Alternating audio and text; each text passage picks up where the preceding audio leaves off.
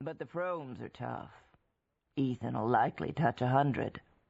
Good God, I exclaimed. At the moment, Ethan Frome, after climbing to his seat, had leaned over to assure himself of the security of a wooden box, also with the druggist's label on it, which he had placed in the back of the buggy, and I saw his face as it probably looked when he thought himself alone. That man touch 100? He looks as if he was dead and in hell now. Harmon drew a slab of tobacco from his pocket, cut off a wedge, and pressed it into the leather pouch of his cheek. Guess he's been in Starkfield too many winters. Most of the smart ones get away. Why didn't he? Somebody had to stay and care for the folks. There weren't ever anybody but Ethan. First his father, then his mother, then his wife. And then the smash-up? Harmon chuckled sardonically. That's so. He had to stay then. I see. And since then they've had to care for him? Harmon thoughtfully passed his tobacco to the other cheek.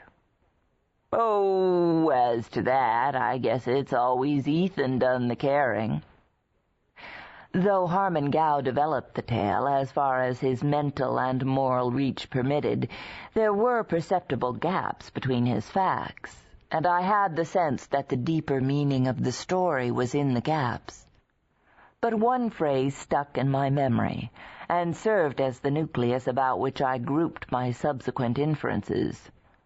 Guess he's been in Starkfield too many winters. Before my own time there was up, I had learned to know what that meant. Yet I had come in the degenerate day of trolley, bicycle, and rural delivery, when communication was easy between the scattered mountain villages, and the bigger towns in the valleys, such as Bettsbridge and Shadd's Falls, had libraries, theaters, and YMCA halls to which the youth of the hills could descend for recreation. But when winter shut down on Starkfield, and the village lay under a sheet of snow perpetually renewed from the pale skies, I began to see what life there, or rather its negation, must have been in Ethan Frome's young manhood.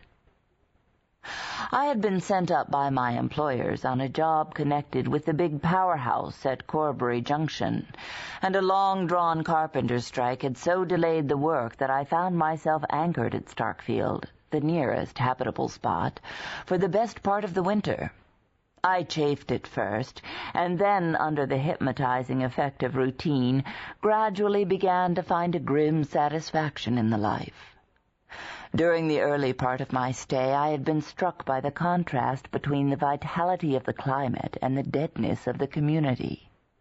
Day by day, after the December snows were over, a blazing blue sky poured down torrents of light and air on the white landscape, which gave them back in an intense glitter.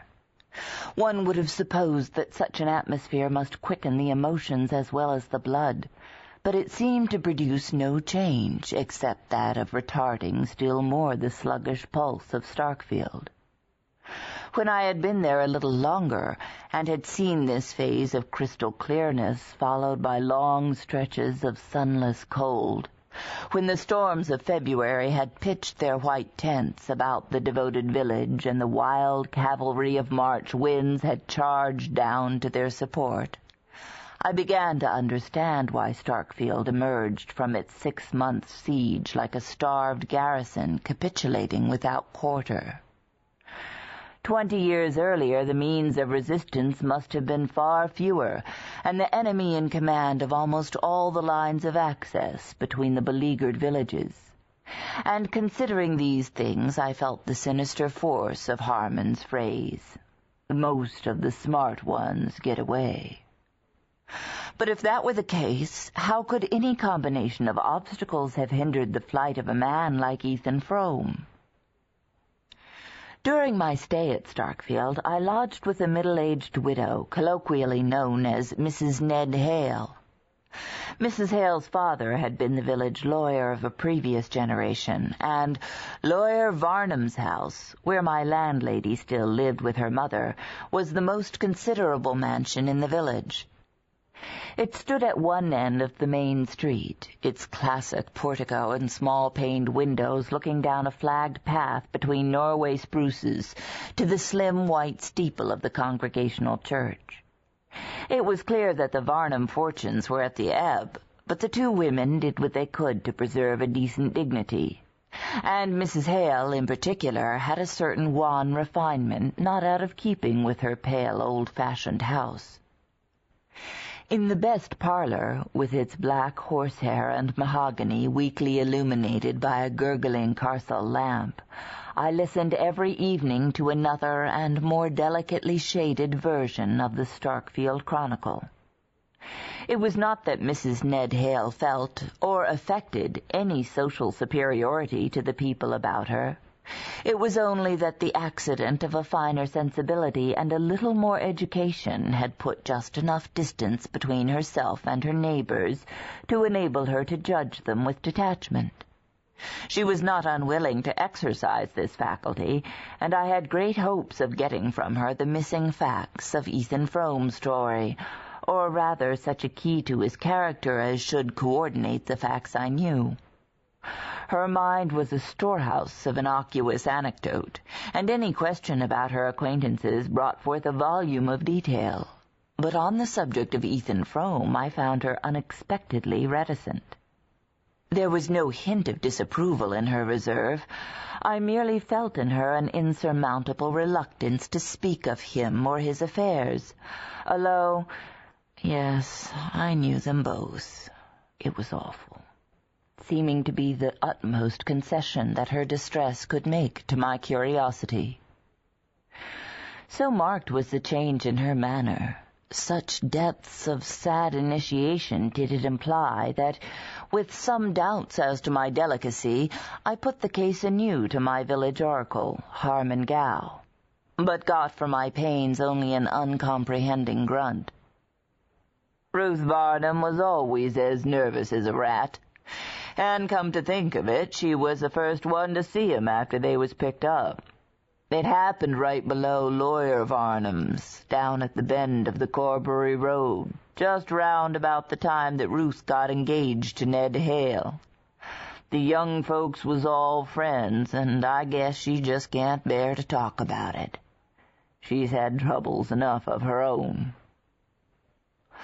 All the dwellers in Starkfield, as in more notable communities, had had enough troubles of their own to make them comparatively indifferent to those of their neighbors.